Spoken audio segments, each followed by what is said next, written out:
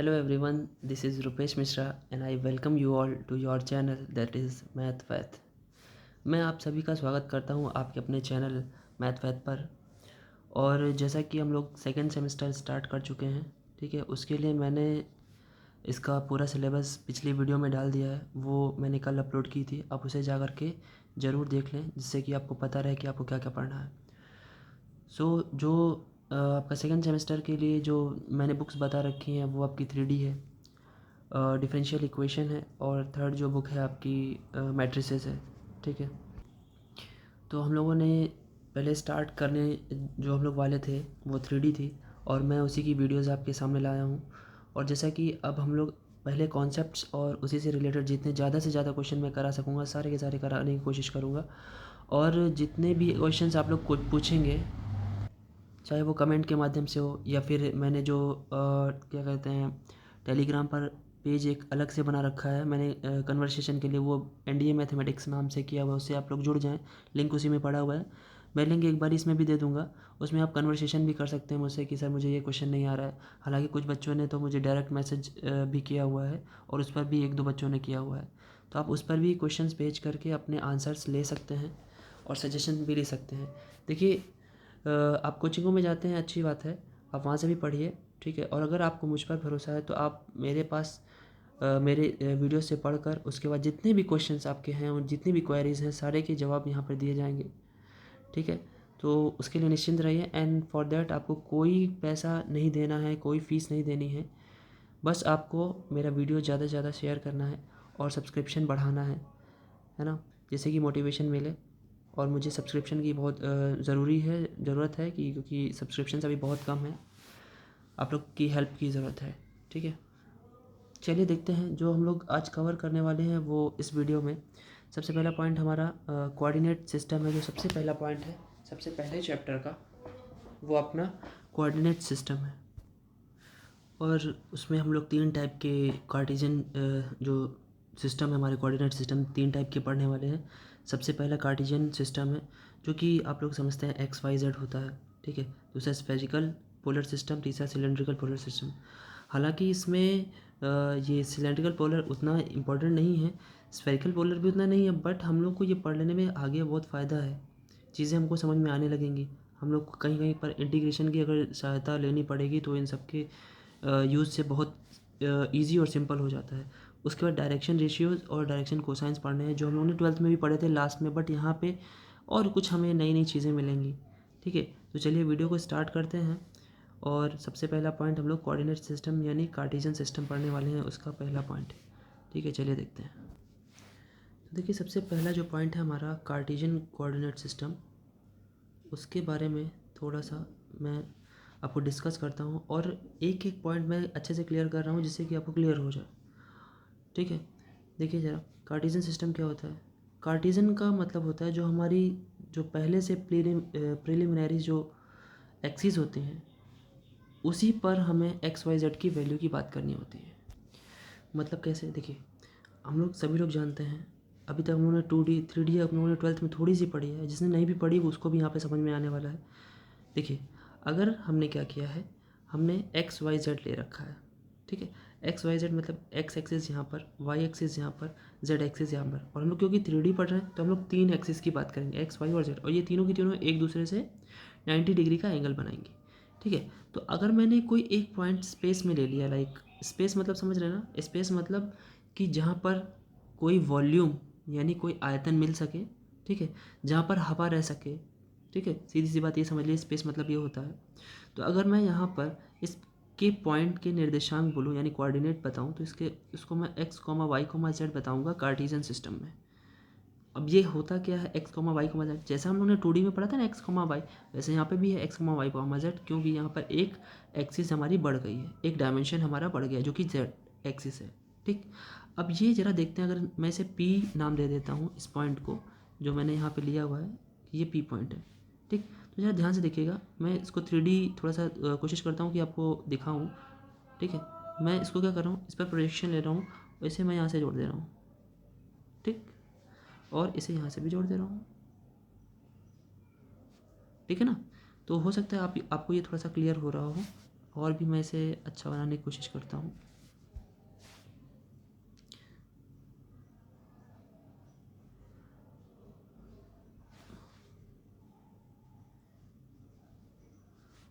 ये वाई से भी मैंने जोड़ दिया यहाँ पर देखिए, ठीक। और ये एक्स से भी जोड़ दिया मैंने इसको, और ये मैं इसको जेड से भी जोड़ ही देता हूँ, ठीक है। और ये तीनों पर ये पॉइंट मैंने क्या किया, परपेंडिकुलर ही जोड़ा है। यहाँ पे भी 90 बन रहा है, और यहाँ से इसका प्रोजेक्शन नीचे डाला गया है। प्रोजेक्शन क्या होता है, पी का पी डैश जो प्रोजेक्शन बना हुआ है यहाँ पे पॉइंट पर, ये भी हम लोग सीखेंगे क्या होता है। बट अभी हम लोग केवल क्या सीख रहे हैं कि ये जो हमारा कोऑर्डिनेट सिस्टम ये होता क्या है। अगर मुझे इस पॉइंट पे पहुँचना है, ठीक है, अगर मुझे पी पॉइंट पर पहुंचना है तो हम लोग कैसे पहुंचेंगे, जरा मेरी बात ध्यान सुनिए। ये कोऑर्डिनेट सिस्टम सिर्फ एक चीज़ हमको सिखाते हैं कि किसी भी पॉइंट पर हम एक्सिस की हेल्प से कैसे पहुंच सकते हैं। मैं इसको और भी अच्छे से आपको बताता हूँ। देखिए, जैसे पॉइंट यहाँ पर भी था, ठीक है, प्रोजेक्शन जो एक्स वाई जेड था वो हमारा यहाँ पर था, ठीक। अब मुझे यहाँ पे पहुँचना है, तो जरा मेरी बात ध्यान सुनिएगा। आप सबसे पहले क्या करेंगे, देखिए आप ये यहाँ पर है, आप सेंटर ऑरिजिन पे हैं। आपने क्या किया, देखिए जैसे यहाँ पे देख रहे हैं आप पहले क्या करेंगे, आप पहले जाएंगे यहाँ पे गया, ठीक, इस पॉइंट पे गए। जैसे कि अगर मुझे यहाँ पे पहुँचना है तो सबसे पहले मैं इस पॉइंट का प्रोजेक्शन डालूंगा किसी एक प्लेन पर। एक प्लेन किसे कहते हैं, अब देखिए पता होना चाहिए प्लेन क्या होता है। प्लेन मतलब कोई भी दो एक्सिस, जैसे एक्स और वाई एक्सिस आपको दिख रही है, ये वाली एक्सिस दिख रही होगी आपको, ये वाली, ये इस यहाँ पर अगर मैं पूरा देखूँ तो ये जो जहाँ मैं लाइनिंग कर रहा हूँ ये आपका एक्स वाई प्लेन है, ठीक है। ये एक्स वाई प्लेन है, ये आपका कौन सा प्लेन है, अब देख जाइए समझ जाइए, एक्स जेड प्लेन, ठीक है। और उसके बाद एक और कलर ले लेता हूँ मैं, ये जो आपका है ये कौन सा प्लेन है, ये वाई जेड प्लेन है, ठीक है, ये वाई जेड प्लेन है। अब मेरे ख्याल से आप थोड़ा सा आपको इमेजिनेशन हो रहा होगा कि 3D जैसा लग रहा है। देखिए 3D इमेजिन थोड़ा करेंगे ना तो आपको एकदम बेस्ट रिजल्ट मिलेगा, आपको अच्छे से समझ में आएगा। अब देखिए आप क्या कर रहे हैं, इस पॉइंट पी से अगर आपको मूल बिंदु यानी आपका ओरिजिन पे पहुंचना है, या यूँ बोल लीजिए उल्टा इसका ओरिजिन से इस पर पहुंचना है, तो आपको तीन रास्ते अपनाने पड़ेंगे, इसीलिए इसे 3D कहा जाता है। पी से सबसे पहले आप एक प्लेन पे आए, किस पे, एक्स वाई प्लेन पे आप आ गए, इस वाले प्लेन पे, ठीक। अब आपको इस प्लेन पे मिल गया। अब इस प्लेन से भी आपको यहाँ पे जाना है तो डायरेक्ट नहीं जाना है, ये कोई डायरेक्शन नहीं है कि आप ऐसे चले गए, ऐसे करके चले गए, नहीं, ये कोई डायरेक्शन नहीं है, ठीक है।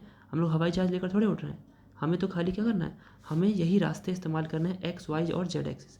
अब जरा ध्यान से देखिए, जो आप पी से पी डैश पे आए हो, जरा ध्यान से देखिए, ये किसी एक के जैसा लग रहा है, हाँ, किसके जैसा, मैं दिखाता हूँ आपको। ये लग रहा है आपका जेड एक्सिस के पैरेलल, देख लीजिए, है वही डायरेक्शन ना, जेड डायरेक्शन आपने ले ली। कौन सी डायरेक्शन ली, जेड डायरेक्शन। अब इसके बाद आप क्या करने वाले हैं, इसके बाद आप वाई एक्सिस या फिर किसी एक एक्सिस पे जाने वाले हैं, ठीक है। मैं एक्स वाई प्लेन पे आ गया ना, अब मैं एक्स एक्सिस पे जा रहा हूँ, देखिए मैं एक्स एक्सिस पे पहुँच गया, वो भी परपेंडिकुलर, ठीक है। ये भी परपेंडिकुलर ही नीचे आया हूँ, ठीक है, पी से पी डैश पे मैं परपेंडिकुलर आया हूँ। अब ये मैं कहाँ पहुँच गया, जरा ध्यान से देखिए, पी डैश से मैं इसका कुछ नाम दे दे रहा हूँ क्यू, ठीक, पी डैश से मैं क्यू पे आ गया। अब जरा ध्यान से देखिए, इसकी डायरेक्शन क्या है, इसकी डायरेक्शन वही है जो वाई एक्सिस की डायरेक्शन है, ठीक। देखिए दूसरी डायरेक्शन मिल गई, पहले हम लोग पी से पी डैश पे जेड डायरेक्शन से आए, ठीक, फिर पी डैश से क्यू पे, ये हमारी वाई डायरेक्शन पे आए, फिर अब क्या करने वाले हैं हम लोग यहाँ से क्यू से अब हम जाने वाले हैं इधर को, एक सेकेंड, यहाँ पर देखिए, दिख रहा होगा आपको, ये यहाँ पर हम कहाँ पहुँच गए, ओ पर पहुँच गए, जो कि हमारा क्या है, ओरिजिन है, ठीक। तो हमें तीन डायरेक्शन इस्तेमाल करनी पड़ी, एक पी से पी डैश से क्यू और क्यू से ओ, तो तीन डायरेक्शन इस्तेमाल करनी पड़ी। इस वजह से इसे क्या कहा जाता है, ये कौन सी ज्योमेट्री है, इसीलिए इसे 3D ज्योमेट्री का नाम दिया गया है ना। और हम लोग एक्स वाई जेड सीधे सीधे इनकी बात कर रहे हैं, इसलिए एक्स वाई जेड सिस्टम को ही कार्टेशियन सिस्टम बोलते हैं। अब होप कि आपको ये बढ़िया से समझ में आया होगा कि होता क्या है, ठीक है। अगर आप इमेजिन करना चाहते हैं तो आप अपने घर के कमरे की तीनों दीवारों को ले लीजिए, ठीक है। और तीनों दीवारों को लेने के बाद आप उसका कोई एक, जहाँ पर वो तीनों दीवारें मिलती हैं जाकर के वो एक पॉइंट देख लीजिए, ठीक है। कोई भी एक कोना घर का देख लीजिए, आपको वो कोना क्या होगा, वो कोना आपका ओरिजिन होगा, ओरिजिन ओ होगा, ठीक है। और वहाँ से तीन दीवारें जरूर निकली होंगी, एक आपकी ज़मीन जिस पे आप पैर रख के खड़े होते हैं, और आमने सामने की दो दीवारें, और वहाँ से देखेंगे आप तो तीन लाइनें जा रही होंगी, एक्स वाई जेड एक्सिस, ठीक है। तो ऐसे थोड़ा सा इमेजिन करेंगे तो आपको ये क्लियर होगा, ठीक है ना। चलिए अब अगले सिस्टम पे चलते हैं, ठीक है। अगला सिस्टम क्या मैंने बताया, मुझे वही पढ़ना है हम लोगों को, चलिए देखते हैं। देखिए दूसरा स्फेरिकल पोलर सिस्टम था, इसे भी समझना बहुत ज़रूरी है। देखिए जो हमारा पहला सिस्टम था वो एक्स वाई जेड था, ठीक है। अब क्या सिस्टम हमारा आने वाला है, वो हमारा है आर थीटा और फाई। अब ये आर थीटा और फाई क्या है, ध्यान से सुनते हैं। हमें क्या करना है, ध्यान से सुनिएगा। पहले तो एक्स वाई जेड था, X comma Y comma Z, इन्हीं की हेल्प से हम स्फेरिकल पोलर में कन्वर्ट करते हैं और स्फेरिकल पोलर को हम लोग आर थीटा और फाई नाम देते हैं, आर थीटा फाई, ठीक। अब ये कैसे होता है, कैसे कन्वर्जन होता है, थोड़ा सा ध्यान देते हैं, ठीक है। कुछ चीज़ें हैं जो हम लोग को समझनी चाहिए, ठीक है। हम लोग क्या करना चाहिए कि इस जो एक्स वाई जेड को हम आर थीटा फाई में चेंज कर रहे हैं, पहले तो ये समझ लें कि क्या हम रख करके चेंज करते हैं। तो थोड़ा सा लर्निंग रखिए, थोड़ा सा लर्निंग क्या रखनी है, ध्यान से सुनिएगा कि हमें एक्स के प्लेस पर क्या रखना होता है। ध्यान से सुनिएगा, एक्स के प्लेस पर क्या आ जाएगा, X equal to R cos theta, R sine theta, cos phi. Y के प्लेस पर हम लोग क्या पुट करेंगे, R sine theta, R sine theta sine phi. And Z के प्लेस पर आप पुट करेंगे आर कॉस थीटा, ठीक है। याद रखिएगा, याद रखिए। कैसे याद रखना, मैं वो भी ट्रिक बताता हूँ आपको कि कैसे याद रहता है। ये लोग भूल जाते हैं। सॉरी गाइज, आप लोग को बीच बीच में गाना भी सुनने को मिल जाता है अगल बगल में लोगों से। चलिए अब समझते हैं ये होता कैसे है। जैसे हम लोग एक्स वाई जेड पे पहुंच रहे थे, किसी एक पॉइंट पे जो हमारा कार्टिजन सिस्टम था उससे पहुंच रहे थे, वैसे ही उस पॉइंट पे अब हम स्फेरिकल पोलर सिस्टम से कैसे पहुंचेंगे। जरा ध्यान से सुनिएगा। देखिए मैं इसका आपको बना के दिखाता हूँ, ठीक है, कि ये कैसे बनेगा। देखिए ये आपका एक्स वाई जेड एक्सिस तो मैं वही रिप्रेजेंट कर रहा हूँ, ठीक है, एक्सिस तो भी वही लिख रहा हूँ, एक्स वाई जेड। एक सेकेंड में एक्स इधर लेना है मुझे, एक second. This is x axis, ये वाई एक्सिस है, ठीक है, और ये जेड एक्सिस है। जरा मेरी बात ध्यान से सुनिएगा। अब वही पॉइंट जो मैं लेने वाला था, जो मैंने उसमें लिया था एक पॉइंट पी, ठीक है, ये मैंने पी पॉइंट यहाँ पे ले लिया, ठीक है। अब ये अगर मैं इसे लिखता हूँ x comma y comma z, पहले x comma y comma z ही लिखता हूँ, ठीक है, जिससे आपको क्लियर रहे कि एक्स वाई जेड तो आपको आता ही है। अब सुनिए, अब ये पॉइंट है पी हमारा, ठीक। हमें क्या करना है, इसको यहाँ से ऑरिजिन से यहाँ पे पहुँचाना है। तो ऑरिजिन से यहाँ पे पहुँचाने के लिए करना क्या है, आपको ध्यान से सुनिएगा। तो देखिए यहाँ से यहाँ पर डायरेक्ट अगर मैं पहुँचूँ तो ये जो लेंथ है वो आर होगी, ठीक। जो मैं आर की बात कर रहा हूँ भाई, एक्स की प्लेस पर आर आ रहा है ना, तो वो आ रहा है क्या है हमारा आर, ऑरिजिन से डायरेक्ट उस पॉइंट पे स्ट्रेट लाइन आपको एक लेंथ देगा, ठीक। एक लेंथ तो देगा ही, लेकिन वो लेंथ जो है उसको हमें किस किस एंगल तक हम लोग घुमा सकते हैं। देखिए ये जो आर है उसकी लिमिट्स क्या होंगी, आर की लिमिट्स हमारी, देखिए आर की लिमिट्स हमारी जो लोअर लिमिट होगी वो ज़ीरो होगी, और अपर जो लिमिट होगी इसकी वो इन्फिनिटी तक जा सकती है, अकॉर्डिंग टू हमारा कौन सा शेप है वो कहाँ तक जा रहा है।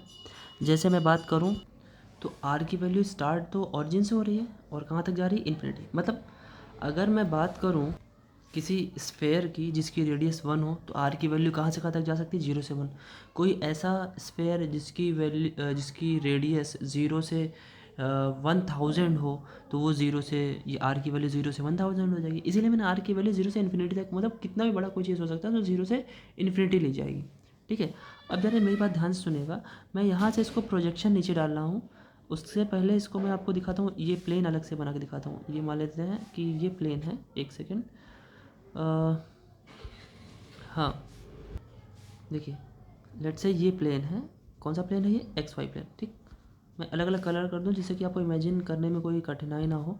और ये आपका कौन सा प्लेन है, ये वाला पढ़ लीजिए भाई, एक्स जेड प्लेन है, ठीक है। और तीसरा वाला प्लेन कौन सा है हमारा, उसको भी मैं कलर कर देता हूँ, ये अपना वाई जेड प्लेन, ठीक। दिख रहा होगा हम लोग को, डॉटेड कर रहा हूँ जिससे कि आपको इमेजिन आप कर सको, 3D जैसा आपको दिखे, नज़र आए, ठीक है। जैसे राइटिंग पे मत जाइएगा आप लोग, केवल इमेजिन कीजिएगा। सो अभी क्या है, यहाँ पर जो हमारा पी पॉइंट है, पी पॉइंट से मैंने क्या किया, जैसे मैंने इससे पहले जो एक्स वाई जेड पे बताया था मैंने, इससे मैंने परपेंडिकुलर यहाँ पे एक्स वाई प्लेन पे ये मैंने पुट कर दिया। ठीक है, यहाँ पर आपका जो थीटा और फाई एंगल जो दो दिख रहे हैं आपको, आपको पता होना चाहिए कि ये जो एंगल आपका है, जो वो line O P Z axis के साथ बनाता है, इसी को थीटा बोलते हैं। ठीक, ये क्या होगा हमारा थीटा एंगल होगा हमारा, ये जो बना हुआ है। ठीक, मैं इसको लिख देता हूँ यहीं पर वाइट से, ये हमारा थीटा एंगल है। ओके, अब ये थीटा एंगल है। और चीज़ देखते हैं कि और क्या क्या, आर मिल गया मुझे, थीटा मिल गया, ये सारी चीज़ें मिल गई। एक और चीज़ बच रही है अभी, क्या बच रहा है, वो बच रहा है हमारा फाई। तो फाई क्या है, ज़रा इसको यहाँ से मैच कीजिए, मैच किया ना हम लोगों ने। सो ये आपका एंगल जो है, ये आपको दिख रहा है, ये आपका एंगल फाई है। ठीक, अब ज़रा ध्यान देते हैं, थोड़ा सा ध्यान ये देते हैं कि ये आपका जो P, और इसे Q मान लेता हूँ मैंने, P डैश मान लो चाहे Q मान लो, जो मन करे आपका। और इसे जब आप यहाँ पे ला करके ऐड कर रहे थे इधर यहाँ पर, ठीक, ऐसे करके, ठीक है ना, और यहाँ पर भी ऐड कर रहे थे इस टाइप से, तो कुछ पॉइंट्स के नेम दे देंगे हम लोग, जैसे इसे S नाम दे दूँ और इसे R नाम दे दूँ, R दे दूँ नाम, चलिए R नाम दे देता हूँ इसे। ठीक है, अब जरा मेरी बात ध्यान से सुनिएगा, अगर ये थीटा है तो इतना भी थीटा ही होगा। ठीक है, ये थीटा है तो ये भी थीटा होगा। और ये आर आपको ओ पी जो दिख रहा है वो आर दिख रहा है, तो ये कितना होगा, ये ओ क्यू कितनी लेंथ होगी, ये होगी आर साइन थीटा, क्योंकि थीटा यहाँ पर है। ठीक है, और ये परपेंडिकुलर है, ये जो आपका दिख रहा है आपको परपेंडिकुलर। ठीक है ना, ये आर साइन थीटा हो जाएगी, कोई दिक्कत नहीं है।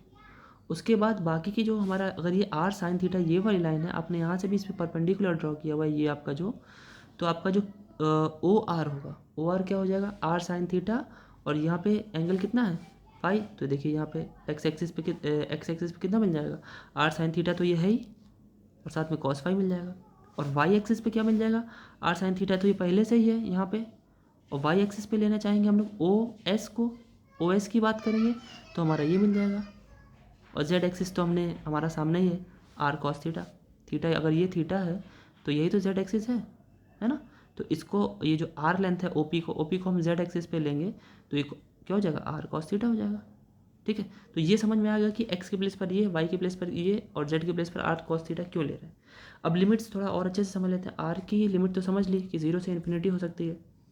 उसके बाद हम लोग को कौन सी लिमिट समझनी है, देखिए उसके बाद हम फाई की लिमिट समझते हैं। फाई, तो फाई देखिए एक्स और वाई एक्सिस के बीच में, तो फाई की वैल्यू हमारा 0 डिग्री से लेकर के फाई की वैल्यू 2 पाई तक हो सकती है, इससे ज़्यादा नहीं हो सकती, कम हो सकती है। ठीक है, वो अपने जैसे हो सकता है हम लोग किसी शेप को तोड़ लें, बोले शेप मतलब साइज़ को किसी एक तोड़ लें। जैसे मैंने बोला कि अगर मैं स्फेयर ले रहा हूँ लेकिन सिर्फ फर्स्ट ऑक्टेंट में ले रहा हूँ, फर्स्ट ऑक्टेंट, जैसे वहाँ पे कोऑर्डिनेट बोलते थे, first quadrant, second quadrant, third quadrant, fourth quadrant, यहाँ पे ऑक्टेंट है, उसके 8 पार्ट हो जाते हैं, क्योंकि 3D में पूरी आपके स्पेस के 8 बराबर पार्ट हो जाते हैं, इसलिए ऑक्टेंट बोलते हैं। फर्स्ट ऑक्टेंट में अगर स्फेयर लेंगे तो इसकी वैल्यू कितनी हो जाएगी, 0 से π/2, मतलब 0 से 90 डिग्री। और तीसरा जो हमारा बच रहा है थीटा जो हमारा दिख रहा है वो 0 से 0, और थीटा की दूसरी वैल्यू क्या होगी हमारी, थीटा की दूसरी वैल्यू होगी मैक्सिमम कहाँ तक ले सकते हैं, पाई तक। कहाँ तक, थीटा की वैल्यू हम लोग पाई तक ले सकते हैं, उससे ज़्यादा नहीं, उससे कम ले सकते हैं। ठीक, तब जा कर के हमारा पूरा स्पेस कवर होगा। पूरा स्पेस अगर कवर करना है तो हमें ये, मतलब पूरा 3D, पूरा ब्रह्मांड अगर आपको कवर करना है तो आर की वैल्यू 0 से फाई, ठीक, 0 से इन्फिनिटी, फाई की वैल्यू 0 से 2 पाई, और थीटा की वैल्यू 0 से पाई। चलिए इसको थोड़ा सा और समझते हैं और आपको क्लियर होगा। ठीक है, अगर मुझे पूरी दुनिया को कवर करना हो, पूरी दुनिया 3D ही तो है, तो चलिए मेरी बात सुनिएगा, आर थीटा फाई की मदद से हम इसे कैसे पूरा का पूरा कवर करने वाले, ज़रा ध्यान से सुनिएगा। ठीक है, आपको पता है कि अगर मैं यहाँ पे ले रहा हूँ आर पॉइंट, मतलब ये लेंथ हमारी आर है, ठीक, ये पॉइंट हमारा क्या है, एक्स वाई जेड मान लेते हैं, पहले कार्टेशियन ही लिख ले रहा हूँ और इसको हेल्प दे दे रहा हूँ आर की। ये आपकी आर लेंथ है। अगर पूरी दुनिया को कवर करना है तो आर आप कहाँ से लेने वाले हो, 0 से कहाँ तक, इन्फिनिटी तक, ये तो ठीक है। तो जब 0 से इन्फिनिटी लोगे तो ये लंबाई कहाँ तक जाएगी, 0 ओरिजिन से लेकर के इन्फिनिटी तक ऊपर चलेगी। ये तो एक सीधी सीधी लाइन होगी, बस सीधी सीधी एक लाइन होगी। तो आपने अभी तो लाइन बनाई है, अभी आपने पूरी दुनिया को कवर नहीं किया, फिर आपने क्या किया, इसको परपेंडिकुलर यहाँ पे डाला, इसको यहाँ से जोड़ा, ठीक, ये हो गया आपका फाई, हो गया ना फाई। अब जरा मेरी बात ध्यान सुनिएगा, इस फाई को आप पूरा, मैंने बताया ये फाई कहाँ तक होता है, 0 से 2 पाई तक, ठीक। अब जरा मेरी बात ध्यान सुनिएगा, जब आप इसको, इस लाइन को, ये ओ, ये तो पी था, ये क्यू था, ओ क्यू लाइन को आप जरा पूरा 2 पाई घुमाओगे तो ये पूरा एक सर्कल की जैसा बनेगा, है ना, ठीक है कि नहीं। अब ये इधर को पूरा घूमेगा, ये आपके पास पूरा हो गया, मतलब ये सर्कल क्या होगा, 2D एक तरह से एक्स वाई एक्सिस पे पूरा हो जाएगा। लेकिन ये 2D पे घूम रहा है, अभी मुझे 3D भी चाहिए। तो इस सर्कल को अगर मैं कहूँ, थोड़ा सा इमेजिन आप करें, इस सर्कल को मैं ऊपर की तरफ अगर घुमाऊँ, ऊपर की तरफ, ठीक है, तो ये वाला पार्ट, ये वाला जो हिस्सा है क्यू पॉइंट, मैं कुछ और नाम दे देता हूँ इसको, जस्ट से क्यू डैश दे देता हूँ, और ये ऊपर ये वाला पॉइंट जो इस पर मैं इसके अपोजिट ले रहा हूँ, पी डैश मान लेता हूँ। जब आप घुमा रहे होंगे तो ये क्यू डैश आ जाएगा पी डैश पे, इस जगह पे आ जाएगा, और ये पी डैश चला जाएगा इस जगह पे। तो ऑटोमेटिक जब इसकी रेडियस 0 से लेकर के इन्फिनिटी है आर की वैल्यू, तो ये सर्कल बहुत बड़ा होगा, मतलब पूरे के पूरे ब्रह्मांड को ये कवर कर लेगा, है ना। तो अब आपको मेरे ख्याल से बात समझ में आएगी कि क्यों यही लिमिट हमारी है, और इसको क्या कितना लेना है, इसको ये मैंने बताया ना, क्यू डैश को पी तक, पी डैश तक ले जाएंगे तो सिर्फ इसकी हमें ज़रूरत पड़ेगी 0 से पाई की, ठीक। तो ये तीनों लिमिट्स मैंने समझाई आपको कि कैसे कहाँ से कहाँ तक लेना है, ठीक है। तो अभी अगला और आखिरी हमारा कोऑर्डिनेट सिस्टम जो है उसे पढ़ लेते हैं हम लोग, चलिए देखते हैं। तो अगला हमारा सिस्टम है सिलेंड्रिकल पोलर सिस्टम। ये क्या है, ध्यान से सुनिएगा।